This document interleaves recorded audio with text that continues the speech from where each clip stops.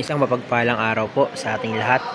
Ako po si Charles at welcome po sa aking daily devotion. Ating itutuloy sa araw na ito ang series na Lordship of Christ over all things. Jesus claims all of our possession.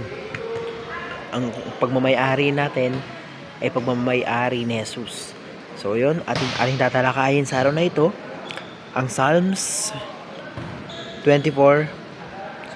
chapter 24 verse 1. Sabi dito, "The earth is the Lord and everything in it, the world and who live in it."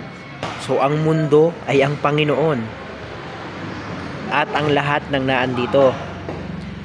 Ang mundo at pati na rin ang mga nabubuhay o nakatira rito. So ayun, sinasabi na lahat na nakikita mo, lahat yan sa Panginoon. Lahat yan pagmamayari ni Jesus. So sa unang teaching, punta tayo, sabi rito, the Lord own all things. So kotse, bahay, lupa, pera, pagmamayari yan ng Panginoon. Ultimo cellphone mo, pagmamayari yan ng Panginoon.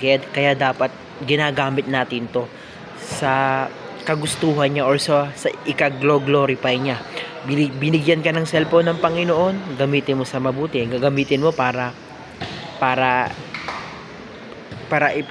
i-glorify yung pangalan niya. So lahat sa Panginoon yan. So sa ikalawang teaching, ang sabi dito, the Lord owns all people. So hindi lang lahat ng mga bagay ay sa Panginoon.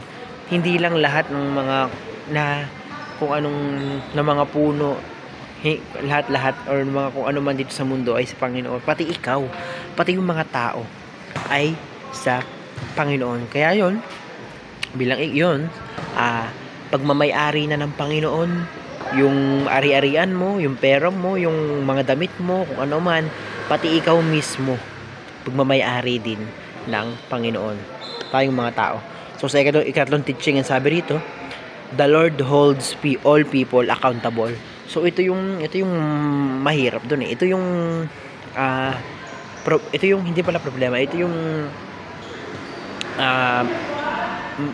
malala doon eh, na parang the Lord holds all people accountable. Dahil sa kanya ka may pananagutan ka. So lahat ng gagawin mo, lahat ng isipin mo, lahat ng sabihin mo, accountable ka.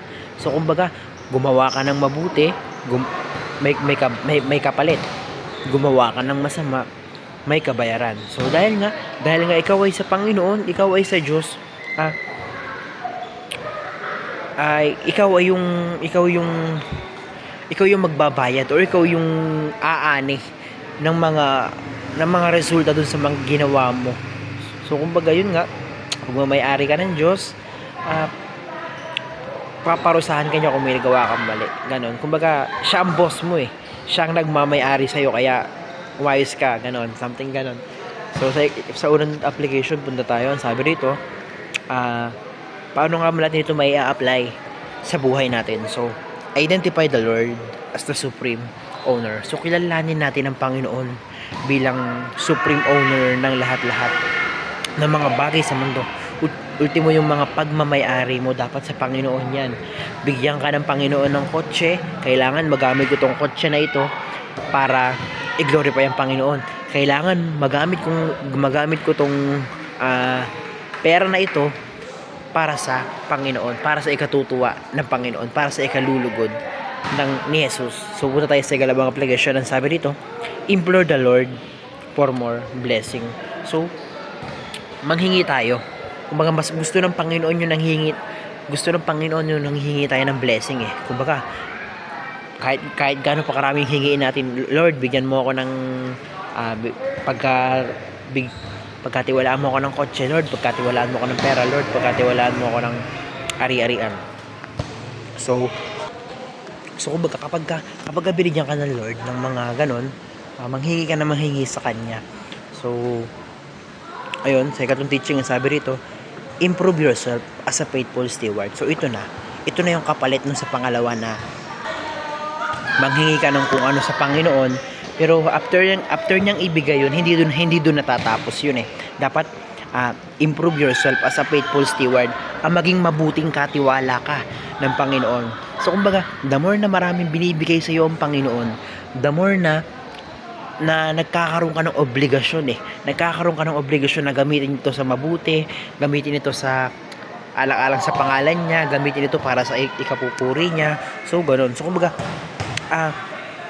dapat maging mabuting katiwala tayo.